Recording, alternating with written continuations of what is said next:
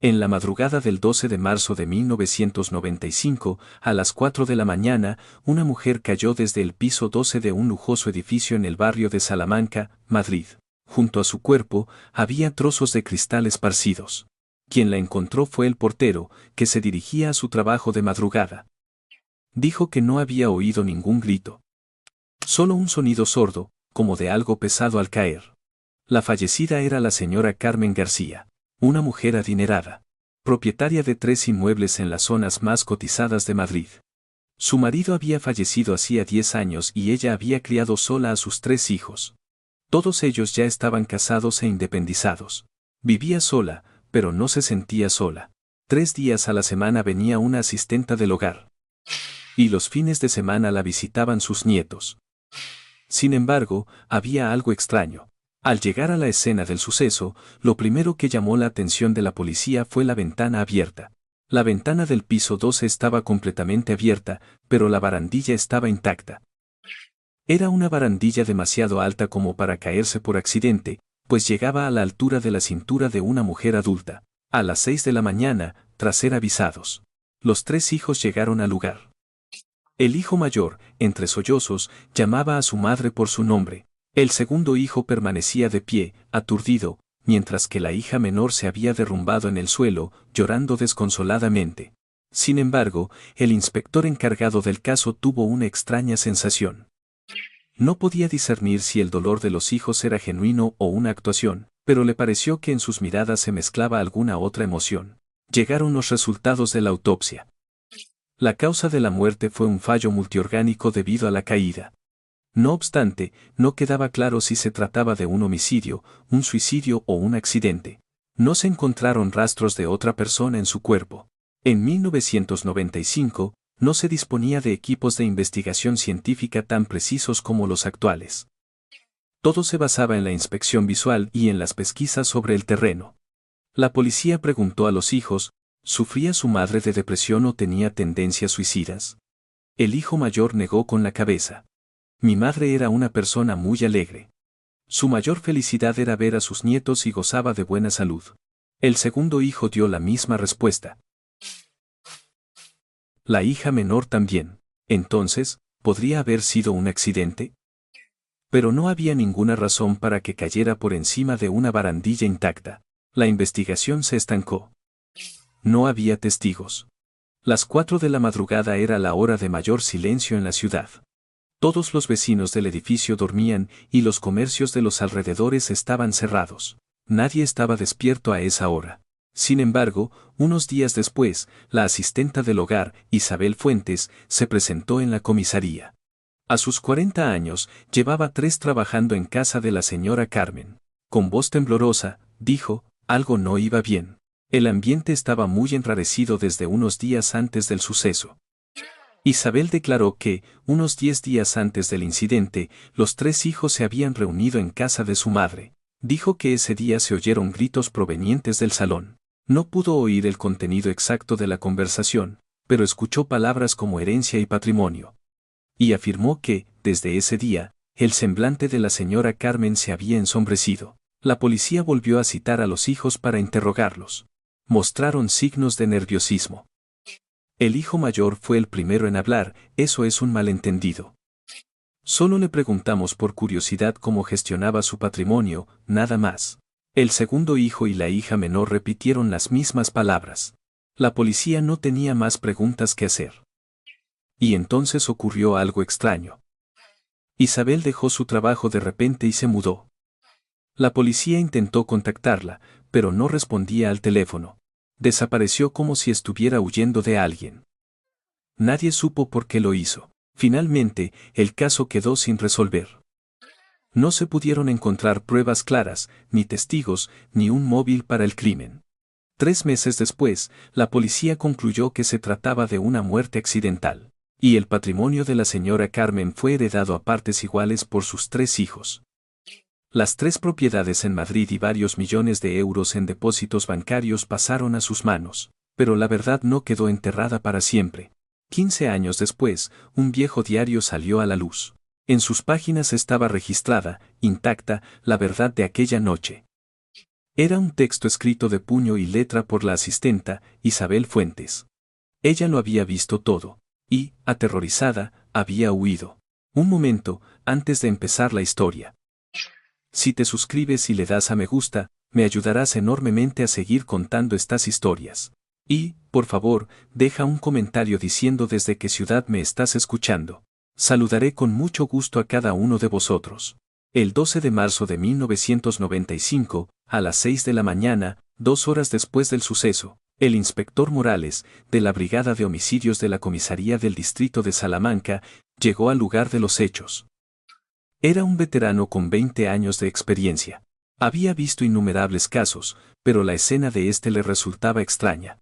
La ventana del piso 12 estaba completamente abierta. Apoyando las manos en el alféizar y mirando hacia abajo, el inspector Morales frunció el ceño. La barandilla medía más de 1 metro de altura. Demasiado alta para que una mujer adulta cayera por accidente. Además, no había nada delante de la ventana. Ni una silla, ni un taburete sobre el que pudiera haberse subido. El inspector Morales examinó el suelo, buscando huellas. Pero el suelo estaba impecable, sobre la alfombra no había ni una mota de polvo. Era como si alguien hubiera hecho limpieza. Anotó en su libreta posibles indicios de manipulación de la escena. Salió al salón. El sofá estaba ordenado y sobre la mesita de centro había 2 tazas. Dentro de las tazas quedaba la mitad de una infusión ya fría. El inspector Morales observó las tazas de cerca. En una de ellas había una marca de pintalabios. Parecía ser de la señora Carmen, pero la otra taza estaba limpia. Alguien había estado en la casa tomando algo con ella. Se dirigió a la cocina. El fregadero estaba limpio y ordenado. Los platos estaban fregados y el paño de cocina estaba completamente seco.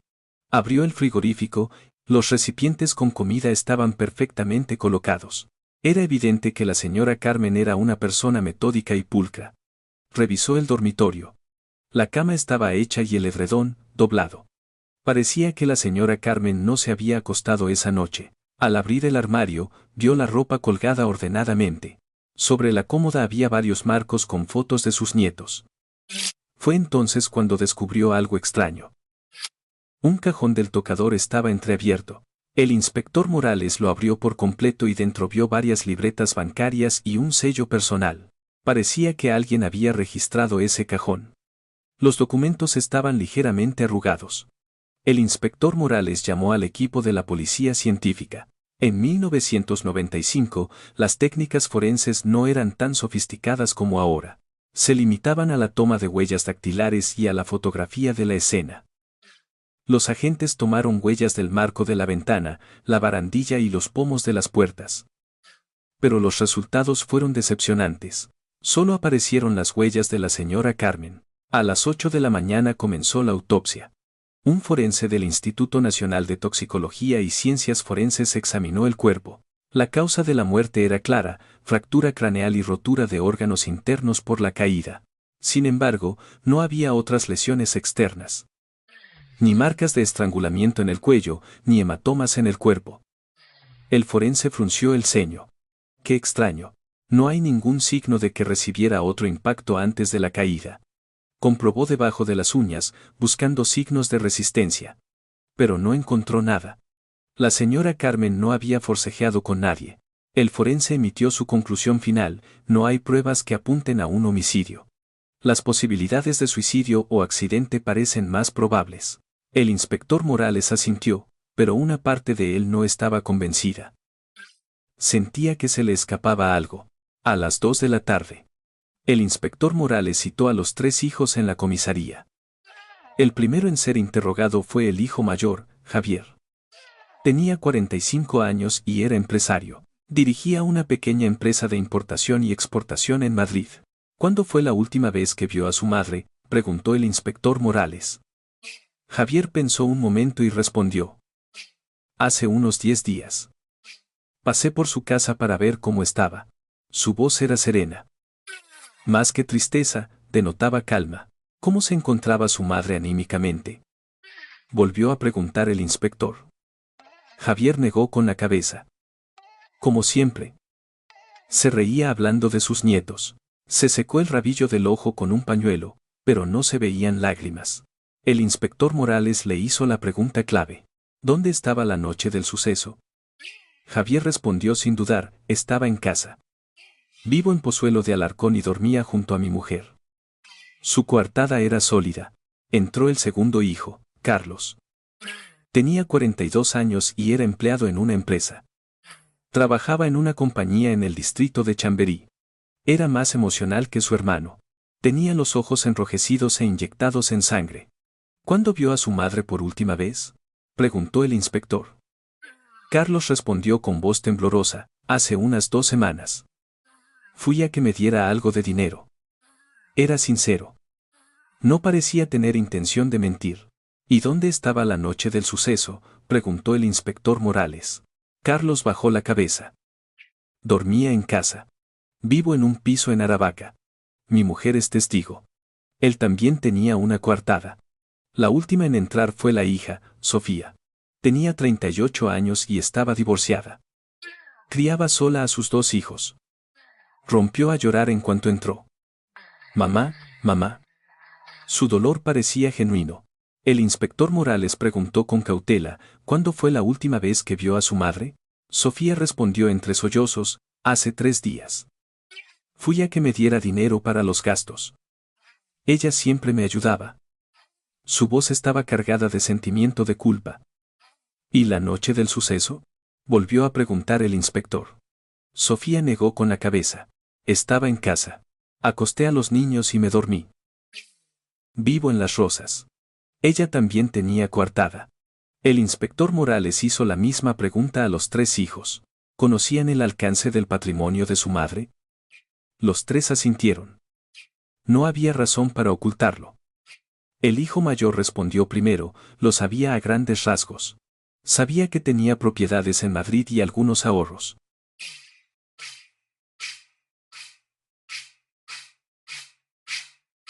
¿Y la cantidad exacta?, preguntó el inspector. Javier negó con la cabeza. Eso no lo sé. Mi madre nunca nos lo dijo. El segundo hijo y la hija dieron la misma respuesta. Sabían que su madre tenía un gran patrimonio, pero desconocían la cantidad exacta. Sin embargo, el inspector Morales tuvo una extraña sensación. Aunque los 3 hijos parecían tristes, notó que se mezclaba alguna otra emoción. Especialmente en la mirada del hijo mayor. Se sentía algo más fuerte que la tristeza. Tras el interrogatorio, el inspector Morales comenzó a investigar el patrimonio de la señora Carmen. Consultó los registros bancarios y verificó las escrituras de las propiedades. El resultado fue sorprendente. La señora Carmen poseía 3 pisos de lujo en los barrios de Salamanca y Chamberí. En aquella época, su valor de mercado oscilaba entre 50 y 80 millones de pesetas cada uno. También revisó las cuentas de ahorro. Los depósitos, distribuidos en varios bancos, sumaban más de 250 millones de pesetas. Además, tenía acciones y bonos. En total, su fortuna superaba con creces los 300 millones de pesetas. Una suma astronómica para 1995. El inspector Morales frunció el ceño. ¿Por qué una persona con tanto patrimonio iba a querer morir? ¿Tenía alguna razón para suicidarse? Decidió investigar la situación económica de los 3 hijos. Empezó por el mayor. Aunque decía dirigir una empresa de importación y exportación, la realidad era otra. La empresa estaba en números rojos y tenía deudas por más de 50 millones de pesetas. Había pedido préstamos bancarios y también había recurrido a prestamistas. Por fuera parecía estar bien, pero por dentro estaba ahogado por las deudas. La situación del segundo hijo no era mejor. Era empleado, pero tenía otro problema, era adicto al juego. Frecuentaba el hipódromo y los casinos, donde perdía grandes sumas de dinero.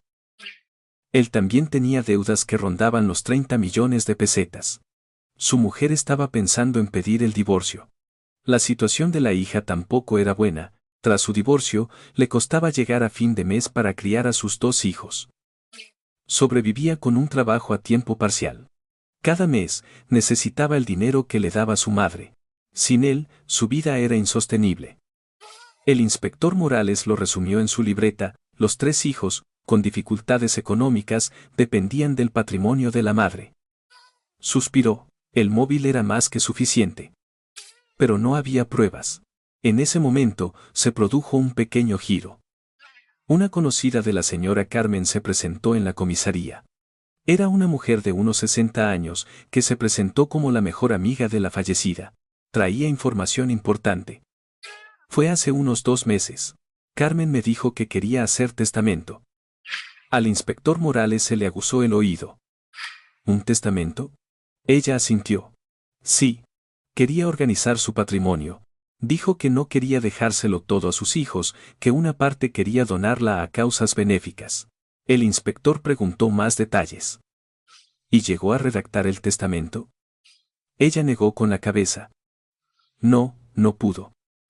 Me dijo que sus hijos se opusieron. Especialmente el mayor, que se opuso con vehemencia. ¿Con qué argumento se opuso?, preguntó el inspector. Ella dudó un momento antes de responder. Le dijo que como iba a dar su dinero a extraños que no habían hecho nada por ella. Insistió en que los hijos debían ser los primeros en heredar. Carmen se sintió muy dolida por aquello. El corazón del inspector Morales empezó a latir con fuerza. El móvil se hacía cada vez más claro. Los hijos no querían que su madre donara su patrimonio a la caridad. Necesitaban ese dinero para pagar sus deudas y mantener su nivel de vida. Aquella noche, el inspector Morales se quedó solo en su despacho, revisando de nuevo el expediente del caso. Sentía que faltaba una pieza en el puzzle. Desplegó las fotos de la escena del crimen una por una y las examinó. Se detuvo en una de ellas, la foto de las tazas sobre la mesita del salón. 2 tazas. Una con marca de pintalabios. La otra, limpia. Pensó, ¿quién estuvo tomando algo con la señora Carmen esa noche? ¿Sería alguno de sus hijos? Pero sus coartadas eran sólidas. Los 3 afirmaron haber estado en sus respectivas casas y sus cónyuges eran testigos. El inspector Morales suspiró. Sin pruebas, no podía hacer nada. Entonces, ¿realmente no había nadie en casa de la señora Carmen esa noche? Pasaron 5 días. La investigación no avanzaba. No había testigos ni pruebas materiales. Como última esperanza, el inspector Morales fue a buscar a la asistenta, Isabel Fuentes. Llevaba 3 años trabajando en casa de la señora Carmen. Quizás supiera algo. Isabel vivía en un pequeño piso en un barrio cercano. El inspector llamó al timbre, pero no hubo respuesta. Tras esperar un buen rato, la puerta se abrió un poco. Apareció el rostro de Isabel. Parecía nerviosa. ¿Qué desea?, preguntó Isabel con cautela. El inspector Morales le mostró su placa. Soy de la policía. Quería hacerle unas preguntas sobre el caso de la señora Carmen. Isabel dudó un momento y luego abrió la puerta. Entró en el salón. Era un espacio pequeño, pero estaba limpio. Isabel le sirvió una infusión y se sentó. Sus manos temblaban ligeramente. El inspector no pasó por alto ese detalle. ¿Desde cuándo trabajaba en casa de la señora Carmen?, preguntó. Isabel respondió en voz baja. Desde hace 3 años. Iba 3 días a la semana. Mantenía la vista fija en el suelo mientras hablaba. ¿Qué clase de persona era la señora Carmen?, volvió a preguntar el inspector. Isabel pensó un momento y respondió, era una buena persona. Muy amable y cálida. Me preparaba la comida y en Navidad me daba una paga extra. ¿Y sus hijos? El inspector fue al grano. La expresión de Isabel cambió sutilmente. Se mordió el labio. No venían muy a menudo. 1 o 2 veces al mes, y la mayoría de las veces para pedirle dinero. El inspector tomó notas. ¿Notó algo inusual antes del suceso? Isabel levantó la vista. Su mirada vacilaba. Sí, dijo con voz temblorosa.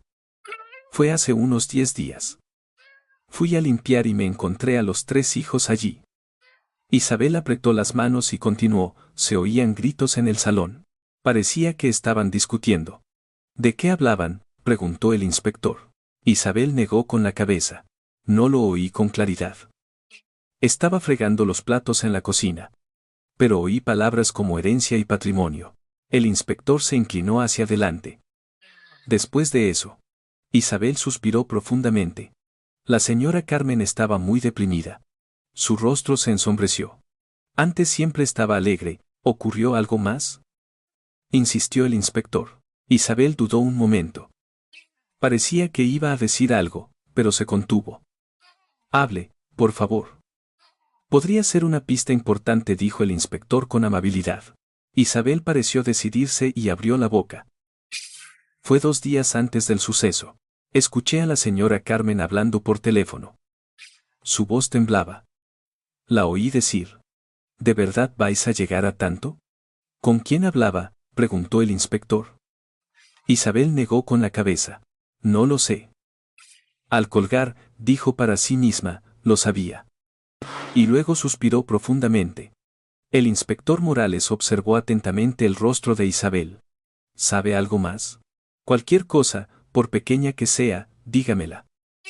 Isabel se mordió el labio. Se le llenaron los ojos de lágrimas. La verdad es, dijo con voz temblorosa. Después del suceso, recibí una llamada. Era la voz de un hombre que no conocía. Me dijo que no dijera tonterías. Por eso me asusté. Al inspector se le heló la sangre. La amenazaron. ¿No lo denunció? Isabel negó con la cabeza. Tenía miedo. Por eso estoy preparando la mudanza. No creo que pueda quedarme aquí mucho tiempo. ¿No comprobó el número de teléfono?, preguntó el inspector. Isabel negó con la cabeza. Era una cabina telefónica. No aparecía el número. En 1995, los teléfonos móviles no eran comunes y rastrear una llamada desde una cabina era casi imposible. La expresión del inspector se volvió seria. Que alguien amenazara a Isabel significaba que ella sabía algo importante. ¿Notó algo extraño la noche del suceso? ¿Estuvo allí el día antes o el mismo día? Isabel negó con la cabeza. No, ese día libraba. Solo iba los lunes, miércoles y viernes. El suceso ocurrió en la madrugada del domingo. El inspector se sintió decepcionado. Si Isabel hubiera estado allí ese día, podría haber visto algo. Aún así, si recuerda algo, por favor, póngase en contacto conmigo, dijo el inspector, entregándole su tarjeta. Isabel la cogió y asintió.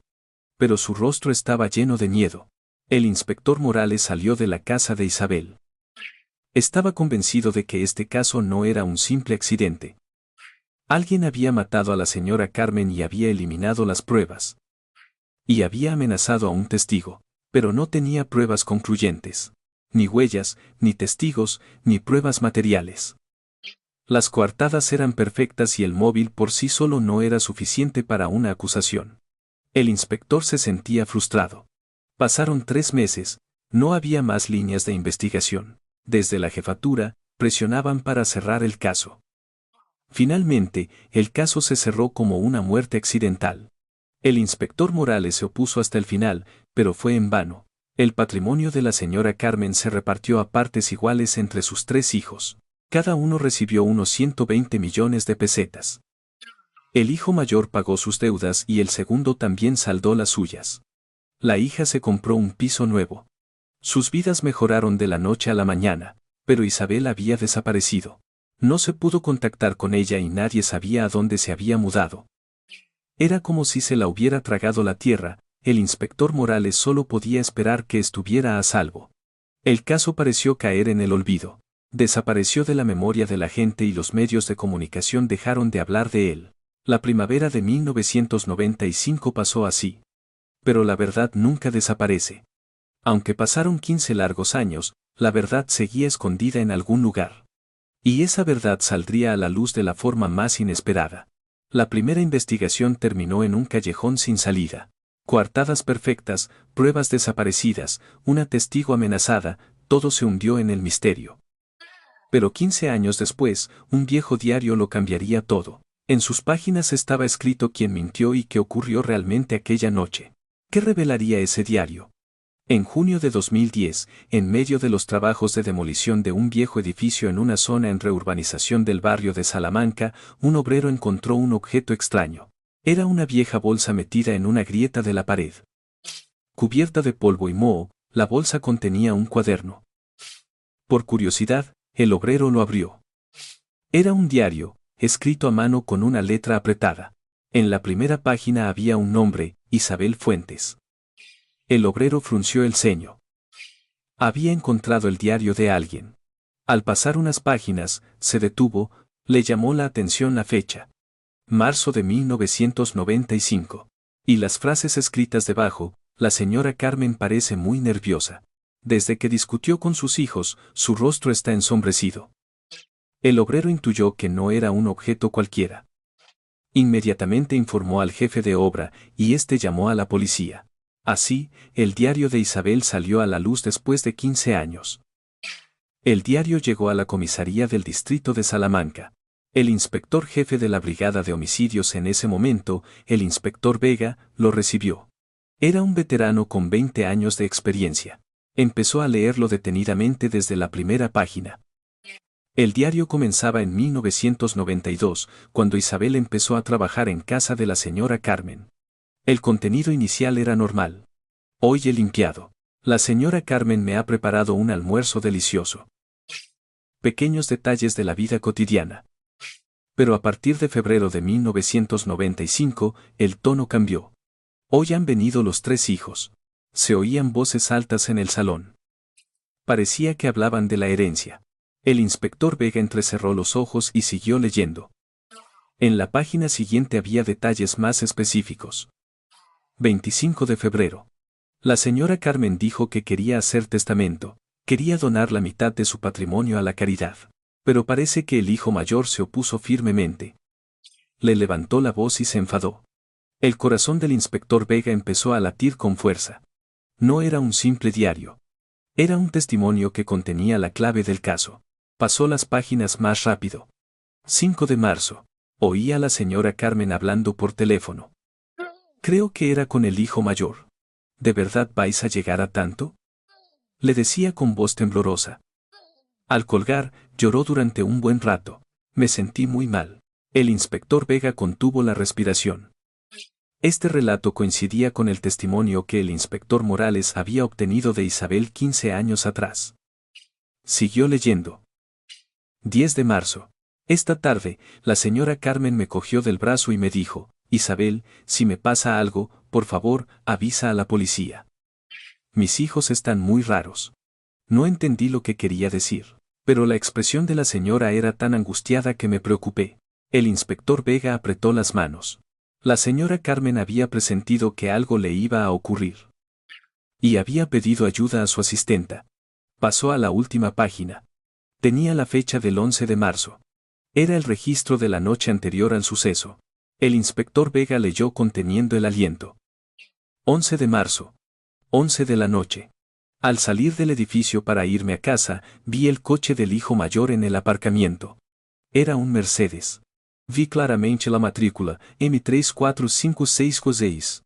Me pareció extraño. Había oído que el señor vivía en Pozuelo. ¿Qué hacía aquí a estas horas?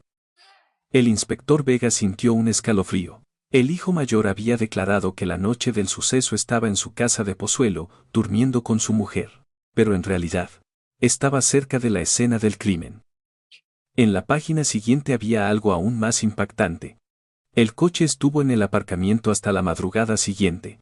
Sobre las 4 de la mañana, al pasar por delante de la casa, el coche seguía allí.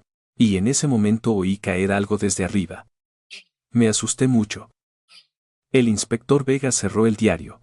Era una prueba decisiva. El hijo mayor había mentido, estuvo en la escena del crimen la noche del suceso, y estaba en los alrededores cuando ocurrió la caída. En la última página estaba escrito el miedo de Isabel. 15 de marzo. Me ha interrogado la policía.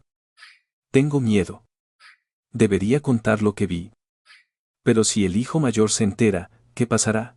¿Correré peligro yo también? He decidido callar por ahora. Lo siento, señora Carmen. Y la última frase, 20 de marzo. He recibido una llamada. Era la voz de un hombre. Me ha dicho que no diga tonterías. Tengo que mudarme. También tengo que esconder este diario en algún sitio. Con la esperanza de que algún día se sepa la verdad. El inspector Vega cerró el diario con cuidado. Isabel, aterrorizada, había ocultado la verdad. Y había escondido este diario en una grieta de la pared, esperando que algún día alguien lo encontrara. El inspector Vega convocó inmediatamente a su equipo. Reabrimos el caso de hace 15 años. Esta vez, vamos a descubrir la verdad. Su voz sonaba decidida. Lo primero que había que hacer era encontrar a Isabel. Necesitaban su testimonio. El equipo rastreó el registro civil, pero el paradero de Isabel, tras su mudanza 15 años atrás, era un misterio. Había cambiado de domicilio varias veces y su residencia actual no constaba en ningún sitio. El inspector Vega optó por otro método. Volvió a revisar los archivos del caso original. El inspector que lo llevó, Morales, ya estaba jubilado. El inspector Vega fue a buscarlo. Morales regentaba un pequeño bar. Tenía 70 y tantos años, pero se le veía en forma. Recibió al inspector Vega con amabilidad. ¿Qué te trae por aquí?, preguntó. ¿Recuerda el caso de la caída en el barrio de Salamanca de 1995? Preguntó Vega. El rostro de Morales se endureció. Ese caso, la mayor espina clavada de mi carrera. Sabía quién era el culpable, pero no pude atraparlo. Hemos encontrado el diario de Isabel Fuentes, dijo Vega. Los ojos de Morales se abrieron de par en par. ¿De verdad? ¿Y qué dice? Vega le entregó una copia del diario. Morales se puso las gafas y empezó a leer lentamente. Sus manos temblaban ligeramente. Al terminar la última página, suspiró profundamente. Mi instinto no me fallaba. El hijo mayor era el asesino. ¿Por qué no pudieron detenerlo entonces?, preguntó Vega. Morales sonrió con amargura. No había pruebas. Su coartada era perfecta, con su mujer como testigo. Además, Isabel fue amenazada y huyó. ¿Cree que podremos atraparlo ahora?, preguntó Vega. Morales asintió. Por supuesto. El diario es una prueba. Y aunque hayan pasado 15 años, el rastro del crimen debe seguir ahí.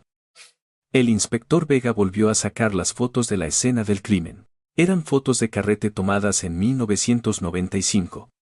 La calidad no era buena, pero la escena se veía con claridad. Escaneó las fotos una por una y las amplió digitalmente con el ordenador. En 2010, esta tecnología era posible. Algo impensable 15 años atrás. Amplió la foto de la barandilla de la ventana. Salieron a la luz detalles que a simple vista no se veían. En una esquina de la barandilla había una pequeña marca, un arañazo, como si algo hubiera chocado con fuerza contra ella. ¿Qué es esto?, murmuró Vega. Envió la foto a un experto forense. El experto respondió tras analizarla: parece la marca de un impacto con un objeto metálico. Probablemente un accesorio como un reloj o un anillo. Vega se dio una palmada en la rodilla. Era posible que el hijo mayor, durante el crimen, hubiera golpeado la barandilla con su reloj de pulsera o algo similar. Comprobó la lista de pruebas recogidas en su momento. Al repasar la lista, se detuvo en un punto. Fragmento de correa de reloj encontrado en la escena 1. Vega abrió los ojos como platos. Había un registro de que se había encontrado un trozo de correa de reloj. Corrió al depósito de pruebas. Las pruebas de hace 15 años estaban guardadas en cajas en lo más profundo del almacén. Quitó el polvo, abrió la caja y sacó una pequeña bolsa de plástico. Dentro había un eslabón de una correa de reloj metálica. Medía unos 3 centímetros. El punto de rotura era nítido. La correa de reloj de alguien se había roto por la fuerza. Vega se preguntó por qué esta prueba no había llamado la atención en su momento. Volvió a buscar a Morales y le preguntó. Morales suspiró. La encontramos, sí, pero no pudimos determinar de quién era. No había huellas y la tecnología de análisis de ADN no estaba tan desarrollada como ahora. Ahora es posible, dijo Vega. Podemos extraer ADN, aunque hayan pasado 15 años. Podemos encontrar células de la piel en la superficie metálica. El eslabón se envió al Instituto Nacional de Toxicología y Ciencias Forenses. Se inició un análisis con equipos de última generación. Unos días después, llegaron los resultados. Se detectó una pequeña cantidad de ADN en el eslabón y se confirmó que era de un hombre. El problema era que no había con qué compararlo. No tenían una muestra de ADN del hijo mayor. Vega pensó en cómo conseguirla. No podía tomarla por la fuerza, necesitaba una orden judicial. Solicitó la orden al juez, pero este se mostró reacio. Es un caso de hace 15 años, y solo con un diario es difícil que se emita una orden. Necesitamos pruebas más sólidas. Vega se sintió frustrado. Tenía que encontrar otra forma. De repente, se le ocurrió una idea. Obtener el ADN indirectamente a través de la familia del hijo mayor. Javier tenía 2 hijos, de 25 y 22 años en ese momento. Vega fue a ver al hijo de Javier. Era un estudiante universitario y sabía muchas cosas sobre su padre. Quería preguntarle algo sobre su padre, dijo Vega con cautela. El joven lo miró con desconfianza. ¿Qué pasa? Vega fue sincero. Está relacionado con el caso de su abuela. El rostro del joven se endureció. ¿Ese caso no estaba ya cerrado? Vega negó con la cabeza. Han aparecido nuevas pruebas. Necesitamos confirmarlas. Mi padre es inocente, dijo el joven con firmeza. Vega no presionó más. En su lugar, hizo otra pregunta. ¿Recuerda el reloj que llevaba su padre en aquella época? El joven pensó un momento y respondió, era un reloj dorado. Me dijo que era un recuerdo de mi abuelo. Creo que era un Rolex. Vega tomó notas. ¿Sigue llevando ese reloj? El joven negó con la cabeza. No. Lo perdió hace mucho tiempo. No sé exactamente cuándo. El corazón de Vega se aceleró. Que hubiera perdido el reloj significaba que había una alta probabilidad de que esa correa fuera de Javier, pero aún faltaban pruebas concluyentes. Vega decidió reunirse con Javier en persona. Le pidió que lo acompañara voluntariamente a la comisaría. Al principio se negó, pero finalmente accedió. En la sala de interrogatorios. Javier tenía ya 60 años. Parecía mucho más viejo que 15 años atrás. Tenía el pelo canoso y arrugas profundas. Pero su mirada seguía siendo afilada. ¿Por qué me ha hecho venir?, preguntó Javier con expresión de desagrado. Vega respondió con calma, estamos investigando de nuevo el caso de su madre de hace 15 años. Javier se burló. Ese caso ya está cerrado. Se concluyó que fue un accidente y, además, ya habrá prescrito. Vega negó con la cabeza. El delito de asesinato prescribía a los 15 años. Pero en 2007, la ley cambió y se amplió a 25 años. Aún no ha prescrito. El rostro de Javier se endureció. Yo no hice nada, esa noche estaba en mi casa de Pozuelo. Vega sacó una copia del diario. Lea esto. Javier cogió el diario y empezó a leer. A medida que pasaba las páginas, su rostro palidecía. Sus manos empezaron a temblar ligeramente. Al terminar la última página, dejó el diario sobre la mesa. ¿Qué es esto? Ni siquiera se sabe quién lo ha escrito, protestó Javier. Vega respondió con calma, lo escribió la asistenta, Isabel Fuentes. Ella testifica que su coche estaba en la escena del crimen la noche del suceso. Es mentira. Yo estaba en Pozuelo. La voz de Javier se elevó. Vega no se inmutó. Entonces tendremos que comprobar los registros de tráfico. Deben quedar registros del peaje de aquella época. Javier se calló. En 1995 no había telepeaje, pero los empleados del peaje dejaban un registro manual.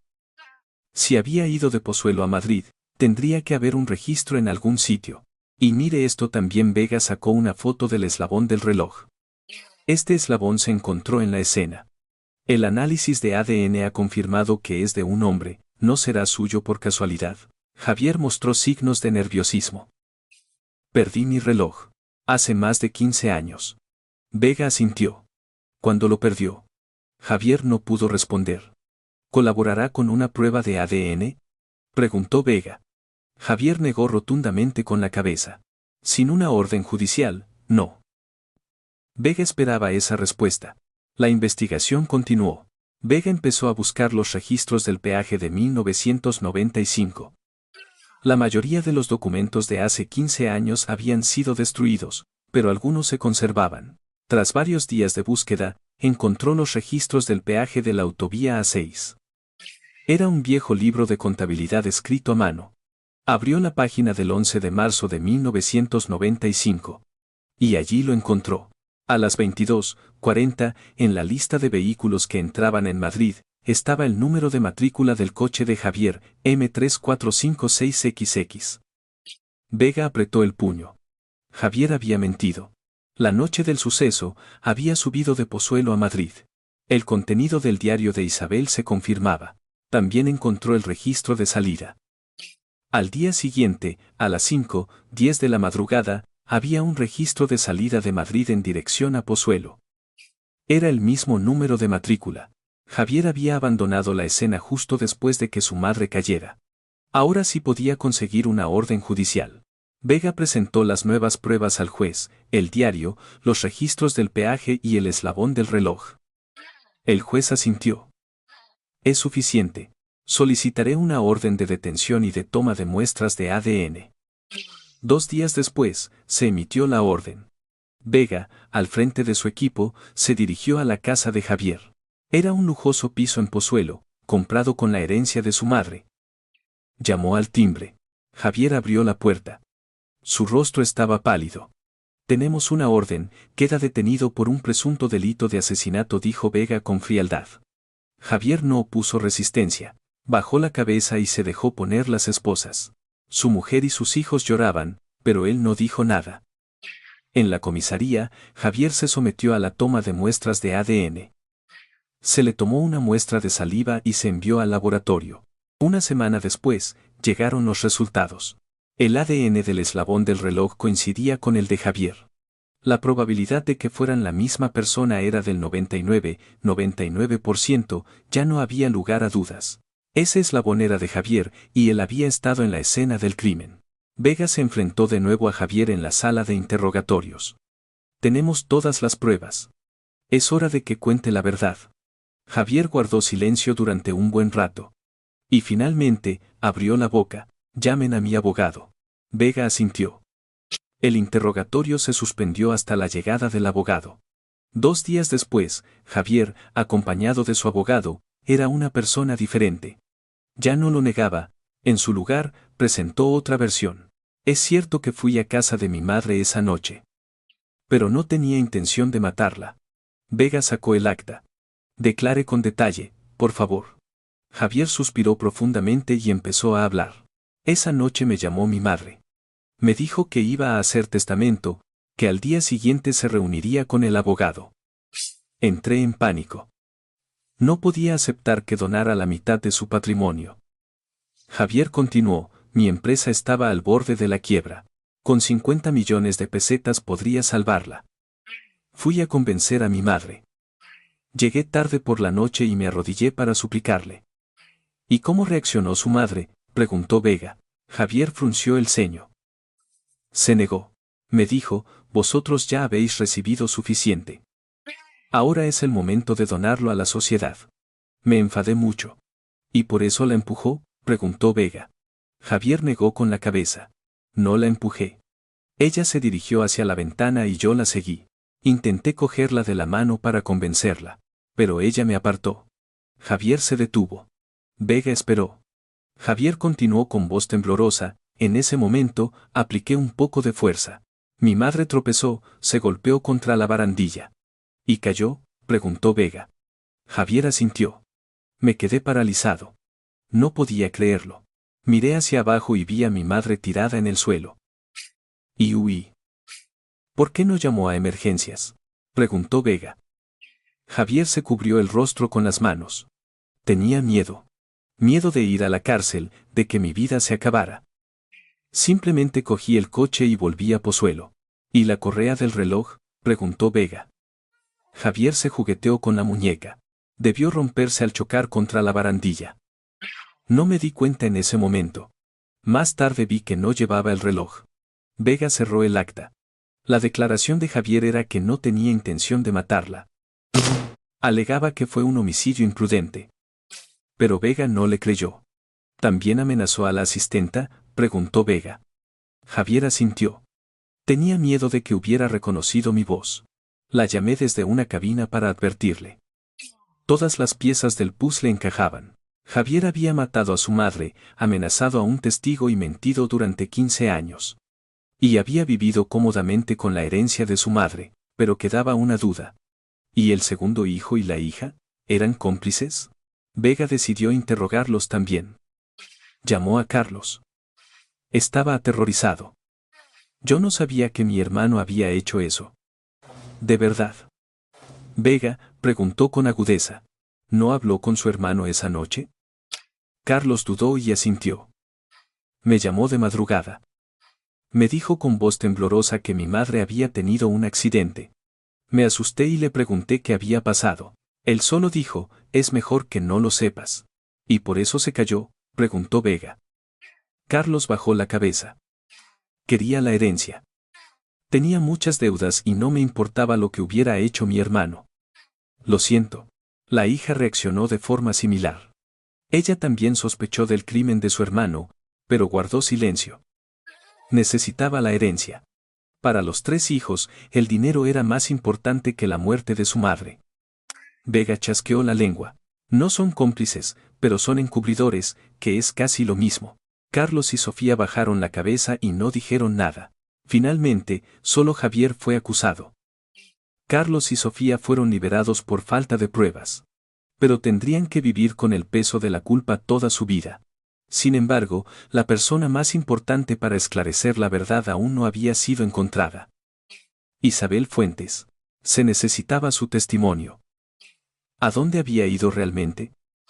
Una verdad revelada después de 15 años. Un diario y la ciencia forense habían derribado una mentira. Javier finalmente confesó el crimen, pero alegó que fue accidental. ¿Creería el tribunal su versión? ¿Y dónde estaría la testigo desaparecida, Isabel Fuentes? Cuando se coloque la última pieza del puzzle, se revelará la verdadera historia de este caso. En septiembre de 2010, comenzó el juicio. Se celebró en la Audiencia Provincial de Madrid.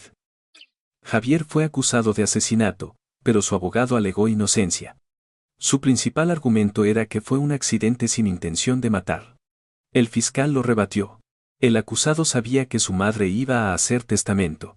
Tenía un claro móvil para el asesinato, proteger su herencia. El fiscal presentó el diario, los registros del peaje y las pruebas de ADN. En la primera vista, Javier declaró con calma, no tenía intención de matar a mi madre. Solo intentaba convencerla. La empujé por accidente al intentar cogerla de la mano. Su voz denotaba arrepentimiento. El abogado argumentó que con pruebas circunstanciales no se podía demostrar la intención de matar. Es cierto que el acusado estuvo en la escena. Pero es más probable que se trate de un homicidio imprudente que de un asesinato premeditado. La sala del tribunal estaba llena de tensión. El fiscal necesitaba encontrar a la testigo clave. Isabel Fuentes. Solo ella podía testificar sobre la verdad de aquella noche. El inspector Vega reanudó la búsqueda. Rastreó los registros civiles de todo el país.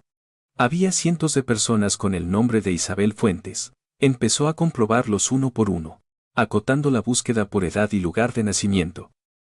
Tras 2 semanas de búsqueda, encontró a una Isabel Fuentes.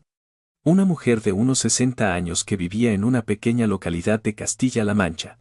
La edad y el lugar de nacimiento coincidían. Vega se dirigió allí inmediatamente. Era un pequeño pueblo. Delante de una modesta casa de una planta, Vega llamó al timbre. Un momento después, se abrió la puerta. Apareció una mujer. Su rostro mostraba las huellas del tiempo. ¿Es usted Isabel Fuentes?, preguntó Vega con cautela. La mujer lo miró con desconfianza. ¿Quién es usted? Vega le mostró su placa. Soy de la policía. He venido por el caso de 1995 en Madrid. El rostro de Isabel palideció. Retrocedió. Yo no sé nada. Vega levantó las manos. No se preocupe. Vamos a protegerla. Hemos encontrado el diario. Isabel abrió los ojos como platos. ¿El diario? Vega asintió. El diario que escondió en la pared. Lo encontramos en las obras de demolición. Gracias a él, hemos detenido al culpable. Isabel se derrumbó. Las lágrimas corrían por sus mejillas. ¿De verdad? ¿Lo han detenido? Vega asintió. Sí, hemos detenido al hijo mayor. Ahora estamos en pleno juicio. Isabel lloró durante un buen rato. Parecía que el miedo que había acumulado durante 15 años de huida se desataba. Vega esperó a que se calmara. Una vez calmada, Isabel invitó a Vega a pasar. Sentados en un pequeño salón, tomando una infusión, comenzó a contar su historia. He estado huyendo durante 15 años. Me cambié el nombre y me mudé varias veces. ¿Por qué no lo denunció a la policía?, preguntó Vega. Isabel negó con la cabeza. Tenía miedo. Recibí esa llamada amenazante y temía que me mataran como a la señora Carmen. Ahora está a salvo, dijo Vega, podemos incluirla en el programa de protección de testigos. Y necesitamos su testimonio. En el juicio. Isabel dudó. Si voy, ¿no tomarán represalias contra mí? Vega dijo con firmeza, le aseguro que no ocurrirá. La protegeremos por completo. Unos días después, Isabel accedió a testificar. Se trasladó a Madrid y se alojó en un piso franco, con protección policial las 24 horas. El día del juicio. Isabel se dirigió al estrado de los testigos con paso tembloroso. Su mirada se cruzó con la de Javier, que estaba sentado en el banquillo de los acusados. Se estremeció, pero enseguida mantuvo la mirada fija. El fiscal comenzó el interrogatorio. ¿Qué vio la noche del 11 de marzo de 1995? Isabel respiró hondo y respondió. Vi el coche del acusado. Estaba aparcado en el garaje. ¿A qué hora?, preguntó el fiscal. Isabel respondió con claridad, sobre las 11 de la noche. Salía de trabajar para irme a casa. También comprobé la matrícula, M3456XX. ¿Por qué la recuerda?, preguntó el fiscal. Isabel respondió, porque me pareció extraño. Había oído que el acusado vivía en Pozuelo, y me pregunté qué hacía allí a esas horas. El fiscal continuó, ¿vio ese coche también a la madrugada siguiente? Isabel asintió. Sí. Sobre las 4 de la mañana, al volver a pasar, el coche seguía allí. Y en ese momento oí un ruido desde arriba. ¿Qué tipo de ruido?, preguntó el fiscal. La voz de Isabel tembló. El ruido de algo al caer. Un ruido sordo y aterrador. Instintivamente, miré hacia arriba. ¿Qué vio?, preguntó el fiscal. Isabel cerró los ojos. La ventana del piso 12 estaba abierta, y por un instante me pareció ver la sombra de una persona. No estoy segura, pero... El abogado defensor comenzó el contrainterrogatorio. Testigo, ¿recuerda con exactitud un suceso de hace 15 años? ¿No podría ser una confusión? Isabel negó con la cabeza. No es ninguna confusión. Lo que pasó ese día no lo olvidaré en mi vida. Entonces, ¿por qué no lo denunció a la policía en su momento?, preguntó el abogado con agresividad. Isabel respondió con voz temblorosa, me amenazaron. Una voz de hombre me dijo que no dijera tonterías. ¿Tiene pruebas de que fue el acusado?, preguntó el abogado. Isabel negó con la cabeza. Fue desde una cabina telefónica. Pero, ¿quién más que el acusado me iba a amenazar? Si no fuera el culpable, no tendría motivos para hacerlo. Se oyeron murmullos en la sala. El juez golpeó con el mazo para restablecer el orden. El testimonio de Isabel era convincente. El fiscal hizo una pregunta adicional. Testigo, ¿recuerda las últimas palabras que le dijo la señora Carmen? Isabel asintió. Sí. 2 días antes del suceso, me cogió del brazo y me dijo, Isabel, si me pasa algo, por favor, avisa a la policía. ¿Por qué cree que le dijo eso?, preguntó el fiscal. Isabel rompió a llorar. Tenía miedo. Le preocupaba que sus hijos le hicieran daño. Pero en ese momento, no entendí lo que significaba. El fiscal hizo la última pregunta. ¿Qué habría pasado si hubiera tenido el valor de denunciarlo entonces? Isabel sollozó. Lo siento mucho por la señora Carmen. Fui una cobarde y oculté la verdad durante 15 años. El juez dio por concluido el interrogatorio. Al bajar del estrado, Isabel miró a Javier. Él tenía la cabeza gacha. En la siguiente vista, el fiscal presentó la prueba clave. El eslabón del reloj encontrado en la escena. El trozo de metal, dentro de una bolsa de pruebas transparente, se mostró en la sala. Este es el eslabón del reloj del acusado, dijo el fiscal. El análisis de ADN coincide con el del acusado en un 99%. Este eslabón se encontró cerca de la barandilla de la ventana del piso 12, en la escena del crimen. El fiscal continuó. En la barandilla hay marcas de un impacto con un objeto metálico. El reloj del acusado se rompió al chocar contra la barandilla mientras empujaba a su madre. El abogado defensor se opuso. Que el eslabón estuviera en la escena no prueba el asesinato. También podría haber sido un accidente. El juez asintió y tomó nota. El fiscal sacó otra prueba. El informe de la autopsia de la señora Carmen. La causa de la muerte de la víctima fue una fractura craneal y rotura de órganos internos por la caída. Pero hay un punto a destacar: el fiscal mostró una ampliación del informe. La víctima tenía un pequeño hematoma en la muñeca. La marca de alguien que la sujetó. Hace 15 años no se le prestó atención, pero ahora es evidente.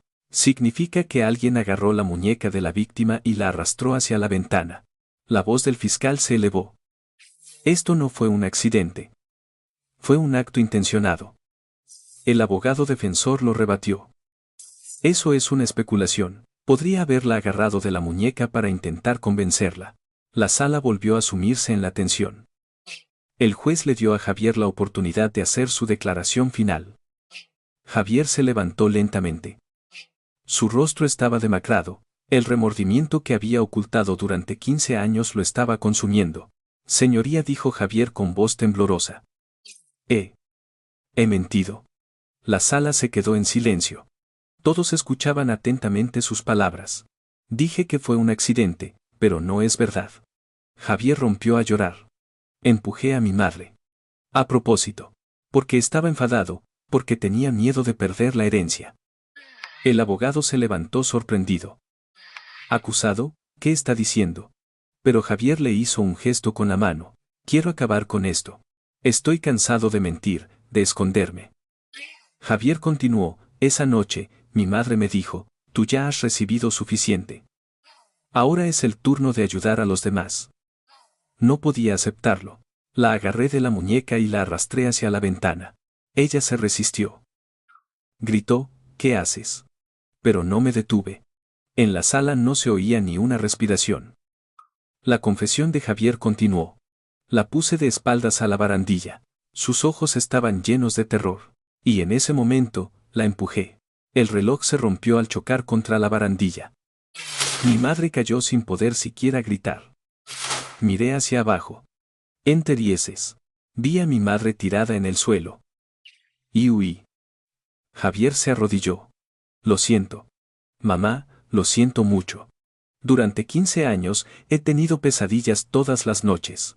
No podía dormir porque veía tu cara. Pero recibí la herencia. Pagué mis deudas y salvé mi empresa. He vivido a cuerpo de rey con el dinero manchado con tu sangre. Soy escoria humana. El juez guardó silencio. Ni el fiscal ni el abogado dijeron nada. La confesión de Javier era más poderosa que cualquier prueba. Javier dijo por último. Ahora quiero pagar por mi crimen. Por favor, no me perdonen.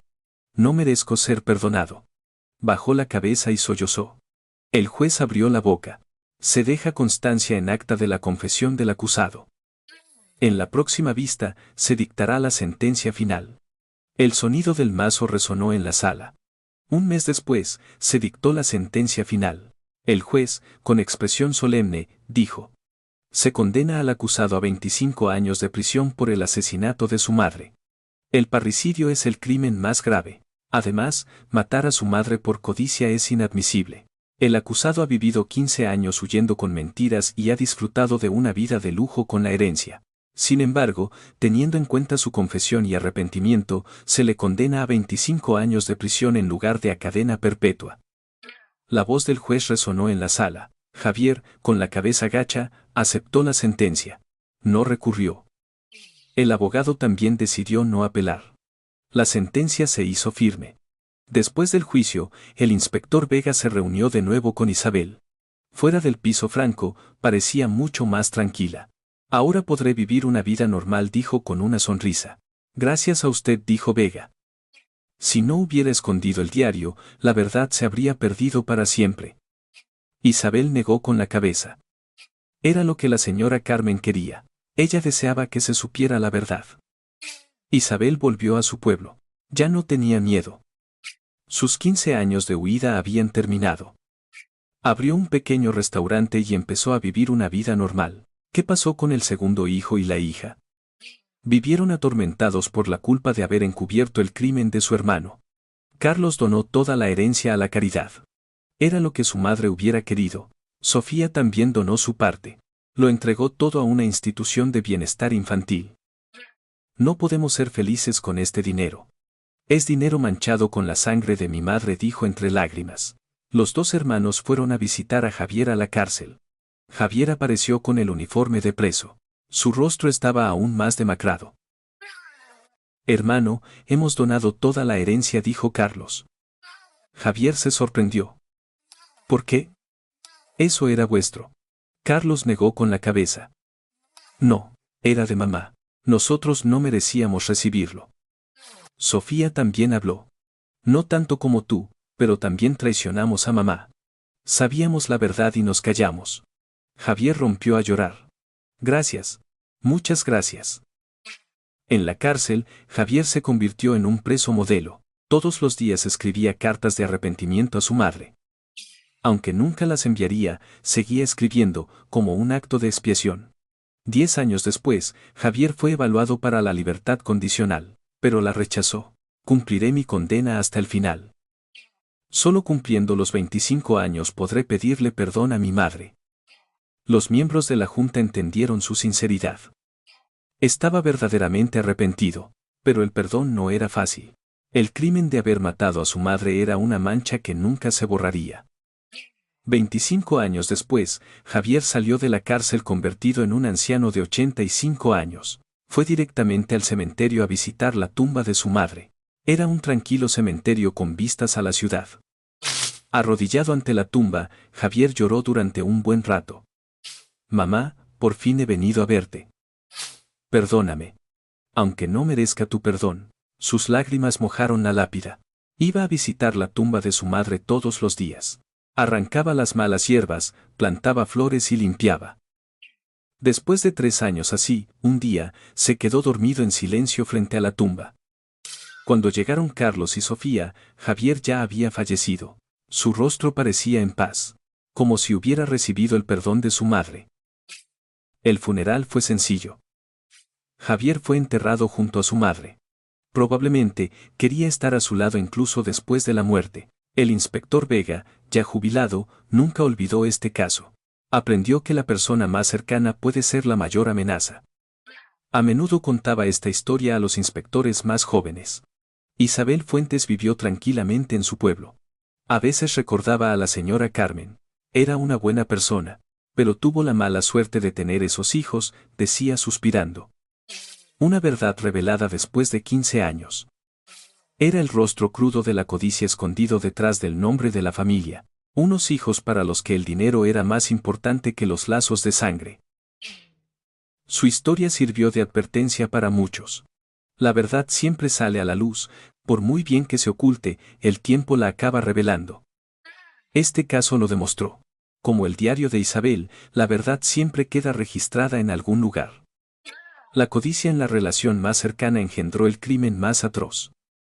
Y ese pecado nunca se borró. Javier vivió 28 años expiando su culpa, pero ¿obtuvo el verdadero perdón de su madre? Nadie lo sabe. La verdad, oculta durante 15 años, estalló en los tribunales. La confesión de Javier, la condena de 25 años y una vida de expiación, pero su madre fallecida nunca regresó. Este caso nos deja una lección: la persona más cercana puede ser el mayor enemigo. ¿Qué tal si hoy tratamos con un poco más de cariño a la familia que tenemos a nuestro lado?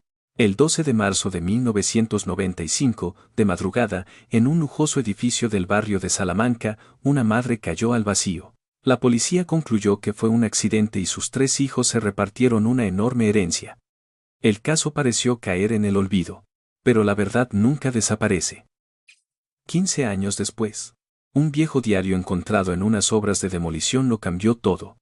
En ese diario, que la asistente Isabel Fuentes había escondido temblando de miedo, estaba contenida, intacta, la verdad de aquella noche. El hijo mayor, al saber que su madre iba a donar su patrimonio a la caridad, la empujó por la ventana del piso 12. Fue el momento en que la codicia rompió los lazos de sangre. Durante 15 años, vivió huyendo con mentiras y disfrutando de una vida cómoda con una herencia manchada con la sangre de su madre. La ciencia forense y el valor de una mujer sacaron la verdad a la luz. El ADN en la correa del reloj, los registros del peaje y el testimonio de Isabel. Finalmente, Javier lo confesó todo en el tribunal y fue condenado a 25 años de prisión. El segundo hijo y la hija donaron toda la herencia a la caridad. Era lo que su madre hubiera querido. Vivieron toda su vida con el peso de la culpa, incapaces de perdonarse por haber guardado silencio a sabiendas de la verdad. Este caso nos pregunta, ¿qué es la familia? ¿Podemos confiar ciegamente en alguien solo por compartir lazos de sangre? Este caso demuestra que, a veces, la persona más cercana puede ser la mayor amenaza. La historia de una familia destruida por el dinero. Una tragedia en la que la codicia devoró al amor. Pero la verdad siempre sale a la luz. Por muy bien que se oculte, el tiempo la acaba revelando. La familia que tienes a tu lado, abrázala hoy una vez más. No la des por sentada, valórala. Más importante que el dinero o el honor son las personas con las que compartes tu vida. Ámalas mientras están a tu lado. Cuando se hayan ido, será demasiado tarde para arrepentirse. ¿Qué te ha parecido la historia de hoy? Me interesa tu opinión. Deja tu comentario. Si conoces alguna historia similar, compártela también. Espero vuestras historias. Suscríbete, dale a me gusta y activa las notificaciones. Tu pequeño gesto es una gran ayuda para crear mejores historias. La próxima vez, volveré a buscar una verdad olvidada para contártela. Gracias por acompañarme. Por favor, dime en los comentarios desde qué ciudad has escuchado esta historia. Iré a saludar a cada uno de vosotros. Que tengas un día cálido y no olvides abrazar a los que tienes cerca. Nos vemos en la próxima historia.